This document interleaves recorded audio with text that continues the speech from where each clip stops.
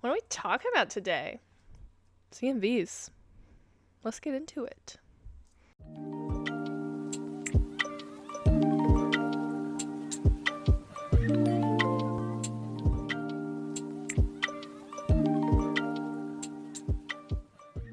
All right, hello everyone. Welcome to a new series that I am starting called Anatomy of a CMV.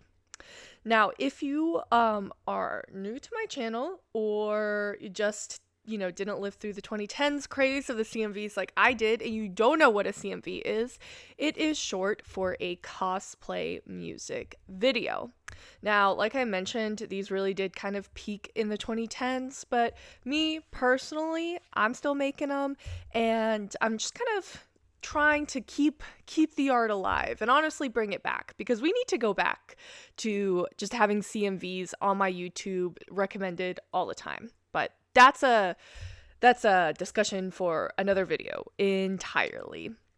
However, my kind of vision for this series was basically to take a look at a CMV and break it down and analyze it and see just kind of what film techniques are being used, how the storytelling is working, and things like that. Okay, do just want to make it clear that this is not a critique video where I would be talking about the things that I think need improvement, but more of an analysis video where I'm taking a look at the film techniques that are already used and seeing how they are working in a storytelling capacity in that way.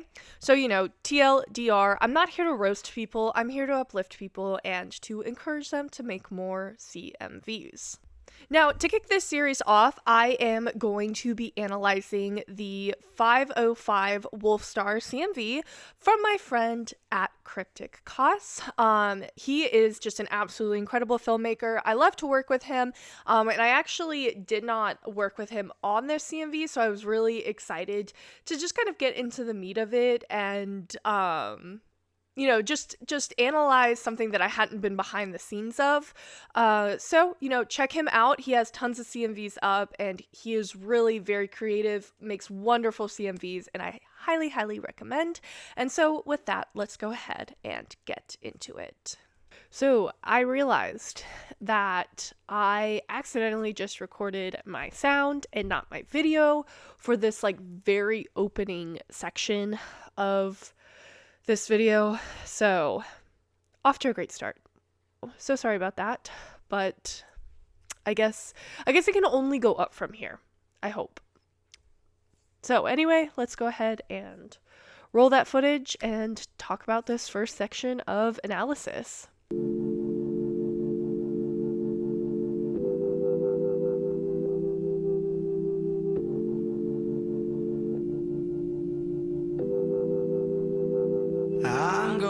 Back to 505. If it's a 7-hour flight or a 45-minute drive, in my imagination you're waiting, lying on your side with your hands between your thighs.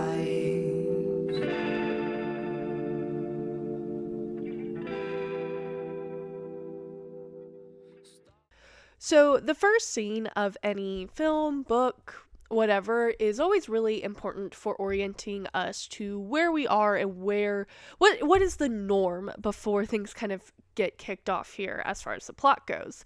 And I really like how Cryptic does this. We can clearly tell that Remus and Sirius are at least romantically interested in each other. They have matching necklaces, they're sharing yearning looks across the room, etc. So it really, really sets us up quite nicely so that we have a good kind of jumping off point to know how the plot is unfolding from here on out. Also, the facts that James is just so oblivious is chef's kiss. Hilarious, perfectly in character. I love it. I do really want to point out how smooth these cuts are, and this kind of sets the stage for how the CMV kind of flows for the the rest of the video. Everything is super smooth. All of the movements are timed perfectly with the cuts so that you kind of don't even notice that the cuts are happening. You're just immersed in the story. And that is going to become a common theme with the editing style of this CMV. And I just love how the tone is set at the beginning and it gets carried all the way throughout the video. Stop and wait a sec. When you look at me like that, my darling, what did you expect? I'd probably still adore you with your hands around my neck. Okay, so now we are starting to have scenes that have a lot more movement to them. And I really like how that is coinciding with a kind of like crescendo, like the addition of the drums into the music, because the music is cueing us that like, okay, like I should be expecting a little more action from this scene, and then we are getting that matched with what we are seeing visually, and so it just really synergizes very nicely. I will say I do really like how there's variability in like the shot length that we've had. So this scene has a bit of a longer shot, but there's still motion within the shot. So we're still like entertained, engaged is the best word for that.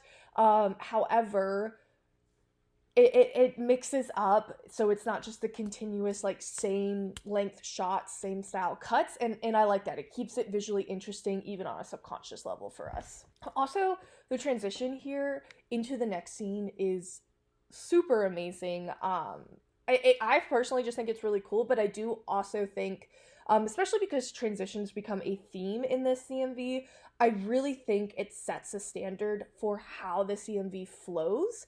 And like this CMV in particular has this nice like ebb and flow, almost like waves in the ocean feel to it, and it is really brought together nicely by these transitions. Or I did last time I checked.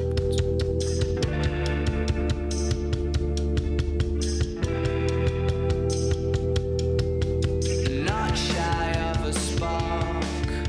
The knife twist. Okay, so at this point, we are really starting to see the acting shine through. I can kind of like practically hear like how, like what Sirius would be saying and how the sound would be designed if this was like a typical like movie that we were watching. And that like is all credit to the acting in this scene.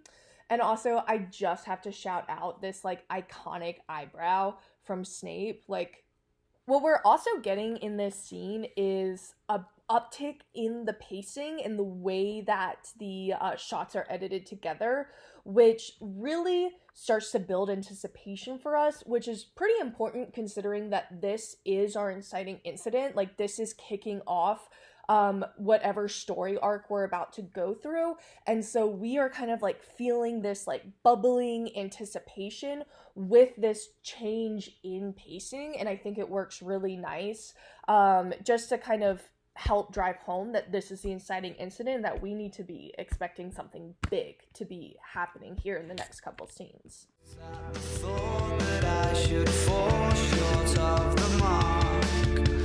Frightened by the bite, though it's no harsher than the bark. The middle of adventure is such a perfect place to start. So, we are now experiencing the first major climax in the video, and there's a lot to dig into here, so buckle in. I've got a lot to say. Firstly, I really like how the exposure is darker here, and it's kind of more of like a nighttime setting. I think it's juxtaposed really nicely with like the warm, bright lighting of the previous scenes, and just kind of gives it a more like grittier feel to it. It really cues us in as like, oh, something here is different. We need to be paying attention to this. I also love the like found footage, like shakiness feel of the camera when James is running after Snape, and throughout the entirety of the fight scene. It really immerses us as the viewer into this scene, and we feel more like we're kind of like there, like in the action, experiencing it like in real time, which is, I feel like, really great considering that we've built all this anticipation up. We as the viewers are expecting something like super dramatic to happen, and we are getting that payoff. Like, we are getting that drama and we get to be in the front row seat to it. So there's just like nothing better than that. Something else that I also really like is I like how we are walked down from this dramatic high. We can see like Snape pause, and there's this pause in camera movement too, so that all we're focusing in on is this processing that Snape is doing, and that is also allowing us to process what we have just seen, and to kind of come off of that like emotional high that we have been built up to. And then we are able, after this moment, we're able to kind of walk through what the characters are feeling, the frustration that James is feeling, the like realization Snape is feeling, and we're right there with it. We're not getting like left behind as the viewers, which I think is a really nice way to come down off of these like very like highly anticipated dramatic highs. Also, a moment here for the moon overlay. Amazing. I love to see a good overlay. And then finally, I would be remiss not to mention this transition. I just think it flows so well, and again plays into this overall ebb and flow feeling that the CMV has cultivated to this point. I'm going back to 5:05. If it's a 7-hour flight or a 45-minute drive, in my imagination you're waiting, lying on your side, with your hands between your thighs.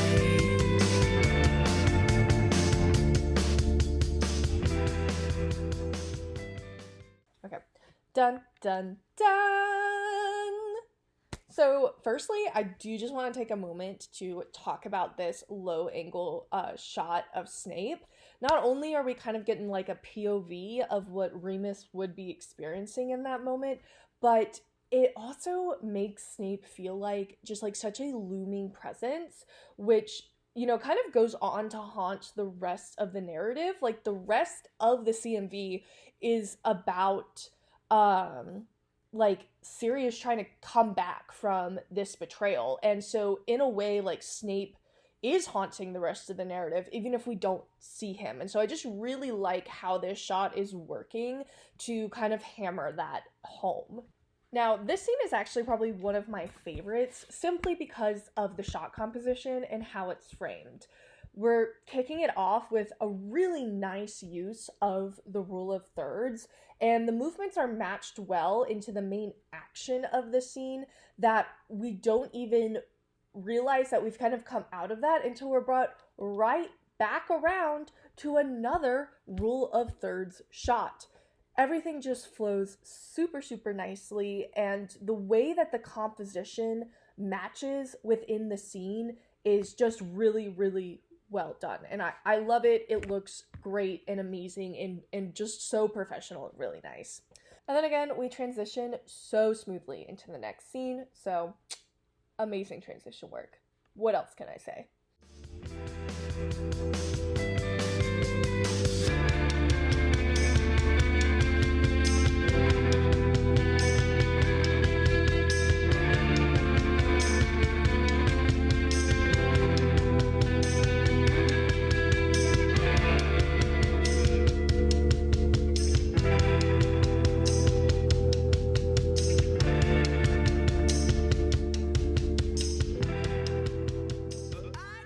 So at this point in the CMV, we are transitioning from less of a linear style of storytelling to more of a non-linear style of storytelling. And I really like how we are kicking this off, not only with that change in musical quality, so we're being primed by what we're hearing for something to be different, but also with a flashback sequence. I think the sequence flows so smoothly, and it gives us really good insight into where Sirius's thoughts are and what his emotions are and kind of where his head is at, and it just does a really nice job of kind of gearing us up for the next main plot point of this CMV. I crumble completely when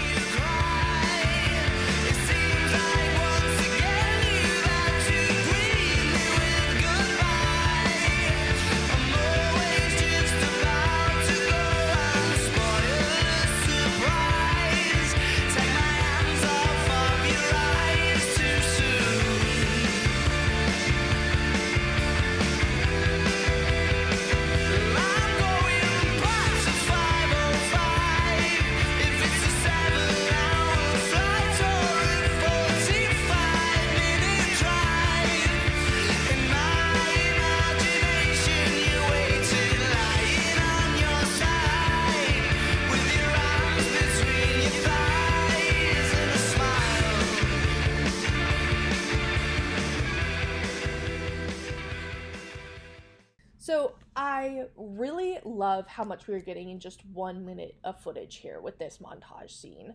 Sirius is going through like the 5 stages of grief, and it really kind of moves us through the story without making it drag on forever. Like, clearly we are getting the point that Sirius is trying a lot of things. He's doing his best to make it up to Remus. It's just not working, but we don't have to spend like hours and hours going into like all the tiny details of it. So it's just it keeps the pacing right. We still get the point. Like, the story could not move forward without Sirius going through all of this effort to try and win Remus back, but we don't need to spend like the weeks with Sirius doing that. Like, we just need to know he did it, and then we can kind of keep moving on with the story.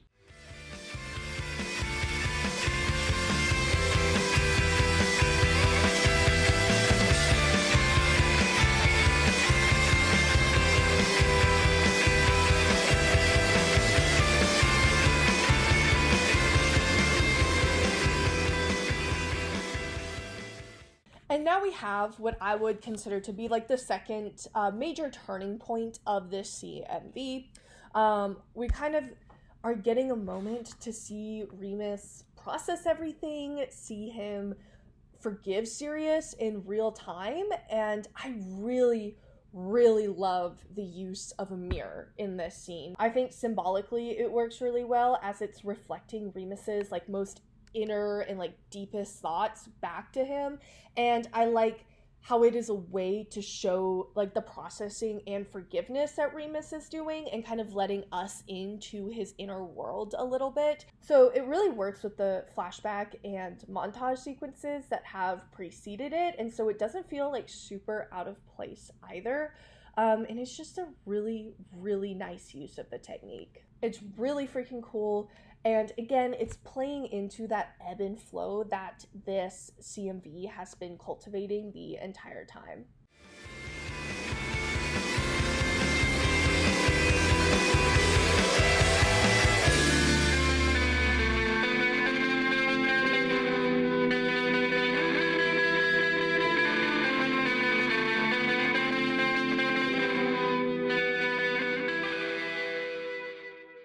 And now we have the long-awaited resolution. Couple things to kind of note about this. The first thing is I really like how the pacing slows down here.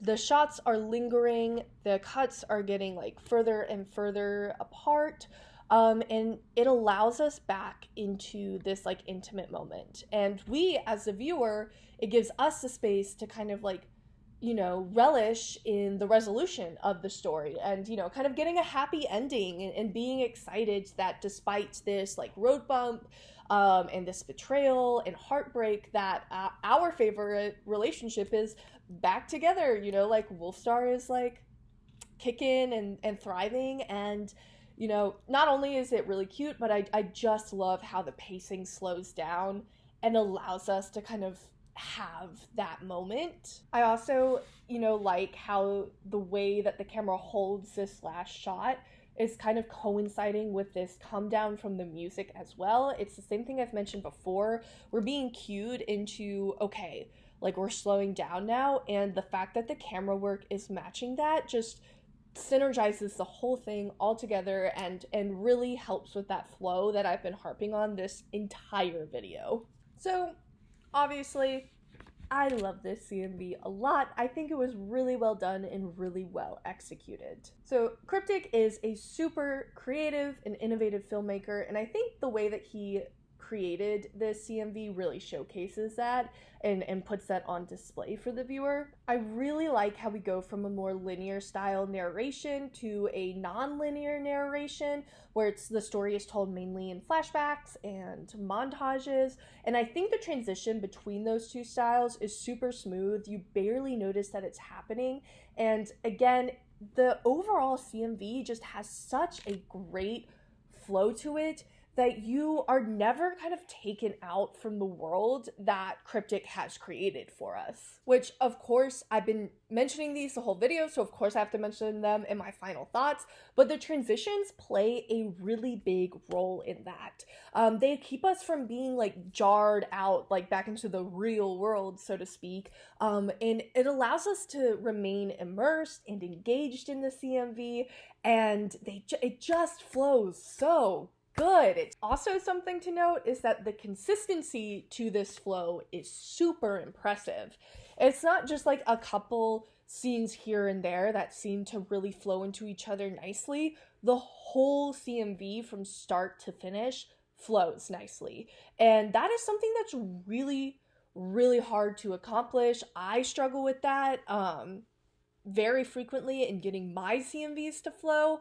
It is very difficult to master, and it is really, really impressive that Cryptic was able to do this. I mean, you can just tell how much like the scene sequence and how the transitions was going to work was very intentional and really well executed. It just goes to show all of the thought that went into the CMV.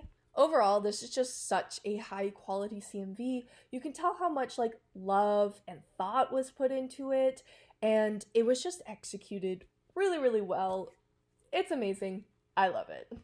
So with that, our first Anatomy of a CMV comes to a close. I want to start by thanking Cryptic for letting me analyze his CMV in order to get this series kicked off. I will go ahead and display all of his socials on the screen now, as well as link him down below. I highly recommend checking out his YouTube page. He has tons more CMVs up. They're all really, really good, and they have really, really unique techniques used, so I highly recommend going and checking him out. Now, if you have made a CMV that you might want me to break down, much as I have here, I have a link in the description to a Google form where you can submit your CMV to potentially end up on Anatomy of a CMV. I will emphasize that the purpose of this series is not to roast CMVs, but to celebrate them. So please don't be scared that if you submit, I am going to just post like a roast fest to your CMV. That is not at all the intention of this series. And if you have made it this far, congratulations. You've listened to me yap for quite a long time. I am proud of you. You did it. Maybe take a sip of water, pat yourself on the back, whatever works for you. But if you want to hear me yap some more, make sure you hit that subscribe button, and I will see you all next time. Bye!